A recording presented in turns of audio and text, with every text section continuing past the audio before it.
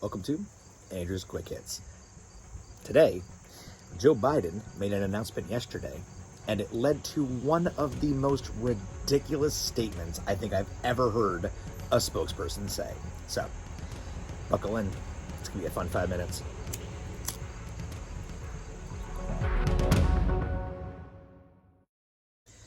On Tuesday, Republicans questioned the politics behind Joe Biden making a decision to ration COVID treatment. Now, monoclonal antibody treatments are one of the only effective treatments. I believe it's actually technically the only, besides vaccination, is the only treatment for COVID-19 that is actually helpful. Now, Joe Biden announced on Tuesday that the federal government is going to take over the stockpile of medicine and make sure that it's allocated appropriately. All right. Due to, right, and we're going to put some stuff up here throughout, due to a substantial surge in the utilization associated with the highly transmissible Delta variant. And with the Mu variant coming, we need to have a stockpile of this stuff, right? Health and Human Services Department or HHSD, will now control and restrict how much of the treatment supply goes to each state. The move elicited immediate criticism from GOP governors, even in states where vaccination rates are high. But the biggest qualms come from those states where the vaccination rate is so dang low.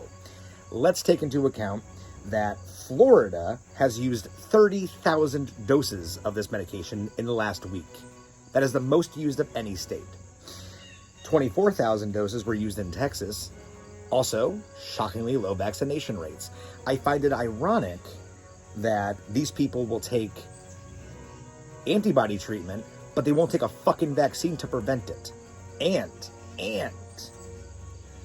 what has to be easily the worst part of this is Tuesday, late Tuesday, a spokesperson told the Washington Examiner, spokesperson Christina Pashaw, P-U-S-H-A-W, I remember George W. Bush. Anyway, and this was her quote, right? Representing Governor Ron DeSantis of Florida. Okay, to mind you, this is the "Don't Fauci my Florida" guy. So let's just remember that. Let's just remember that he fundraised with koozies. I'll put one right here that literally said, "Don't Fauci my Florida." Okay. His latest quote via a spokesperson is, right up here, "It is regrettable that the Biden administration would play politics with people's lives during a pandemic by withholding a life-saving treatment and providing mixed messages to Americans." So let's break this quote down a little bit, okay? It is regrettable that the Biden administration would play politics with people's lives during a pandemic. Okay.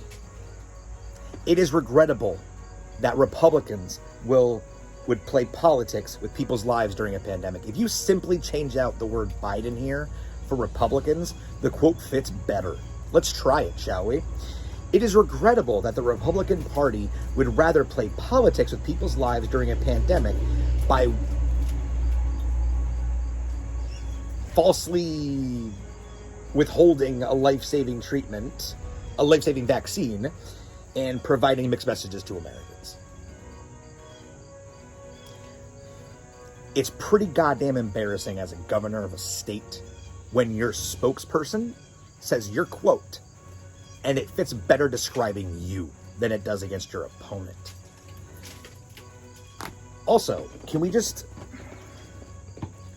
look at the pure fucking hypocrisy that is going on here, where it does not matter what the facts are to these people. It does not matter what the truth is. It does not matter what the science says. All that matters to Republicans is three things. One, power. Power, being in control, okay? That's the number one thing to Republicans. Two, keeping themselves and their friends wealthy. That's the second most important thing to Republicans. And three, the opposite of what Democrats want. That is the entire Republican platform. That's it. It's the entire Republican platform. Stay powerful, stay rich, and fuck the Democrats. It's amazing that the Republican Party refuses to run on ideas. They don't run on ideas. They run on, well, that guy will fuck up your country. That lady's going to fuck up your country. We all lived through the Trump years. We all lived through those 4 years. Anybody watching this channel. We've watched somebody fuck up our country, and we're not interested in the story anymore. So, this is the first installment of Andrew's Quick Hits. If you enjoyed it, hit the like button, subscribe, comment, let me know. Yeah, if you want to see more in-depth cannabis reviews, check out Andrew's Cannabis Reviews on YouTube, and also Andrew's Blunt Takes on TikTok for even quicker little snippets like this. Thank you very much, and yeah, see you next time.